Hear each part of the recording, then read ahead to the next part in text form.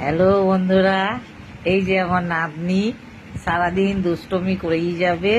তো আমি কটা ভিডিও তুলবো। তা নাতনি বলেছে আজকে আমি তোমার সুন্দর সুন্দর ভিডিও তুলে দেবো, তাহলে আরো কিছু কিছু নতুন নতুন দাদুরে তুমি পাবে।